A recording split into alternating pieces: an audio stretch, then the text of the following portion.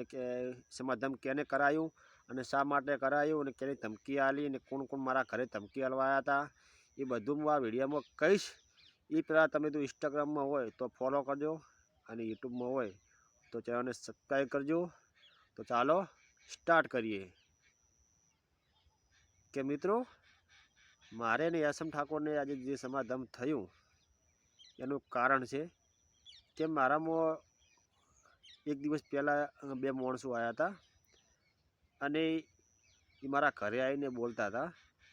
એ માણસોનું હું નામ નહીં લઉં પણ એમને મને એવું કીધું હતું કે પિન્ટુ તું સમાધાન કરી નાખ અને આપણા સમાજની આબરૂ જાય છે એટલે તમે સમાજના થઈ અને એકબીજા તમે ગાલી બોલતા હોય ના સારું લાગે એટલે સમાધાન કરી નાખો।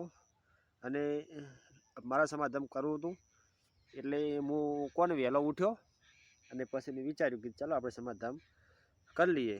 તો અમે સમાધાન કરવા માટે હું ભાભર ગયો અને ભાભરથી એક અમારા રોસ્ટાર છે એમની મુલાકાત કરી અને કટોસણવાળા શૈલેષસિંહ આવ્યા હતા અને પછી અમે વિચાર્યું કે યાસમ ઠાકોરના ઘરે આપણે જવું જ છે। એટલે હું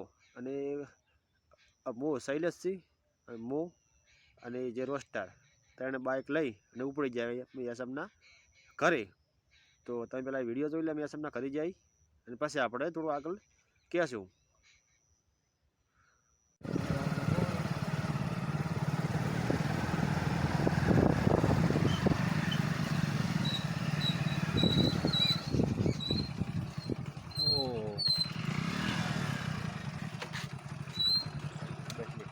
ને બેસી ગયા અને પછી અમે સમાધાન કરવાનું વિચાર્યું મેં યાસમ મને ગળે વળગાડ્યો અને મને રામરામ કીધા અને પછી અમે યાસમ ઠાકોરને 2 સમાધાન કરી લીધું અને સમાધાન કરીને 2-4 વિડીયો બનાવીને અમે પછી પાછી એકદમ ફટાફટ આવતું મોડું એટલે મેં શૈલેષસિંહે કીધું કે હેડો તાર આપણે ઓથી નીકળ્યું એટલે ફટાફટ અમે નીકળી ગયા અને થઈ ગયું સારું બધું મોડું એટલે તમે જોઈ શકો છો દાડો પણ હાથમી ગયો છે અને ફટાફટ